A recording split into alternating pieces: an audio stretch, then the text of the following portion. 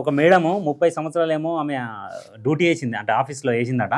ఆ డ్రైవర్, ఒక auto driver, ఆమె ఎన్ని సంవత్సరాలు అయితే సర్వీస్ చేసిందో అన్ని సంవత్సరాలు ఆ ఆటో డ్రైవరే తీసుకొచ్చేదట. ఆమె కృతజ్ఞతతో ఆ ఆటో డ్రైవర్కి సన్మానం చేసింది. మరి అది ఎందుకు చెప్పరన్నా?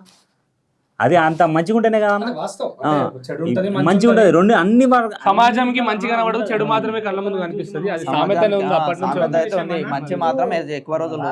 ఈ ప్రైవేట్ సంస్థలకు పర్మిషన్ ఇచ్చింది కూడా ప్రభుత్వమే.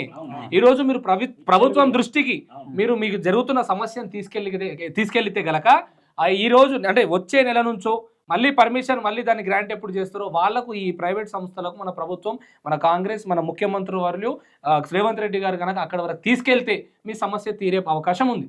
ఎందుకంటే ఆ రోజు తను ఏదో ప్రజలకు మంచి చేయాలనే ఆలోచనతోటి అయినా ఆ రోజు మనకు పూర్తి స్థాయిలో ఏమంటారు బస్సులను ఫ్రీ చేయడం అనే బాధ్యత తీసుకున్నప్పుడు దానివల్ల ఎవరికైతే సమస్య వచ్చిందో వాళ్ళ సమస్యను కూడా తీర్చడానికి బాధ్యత తీసుకునే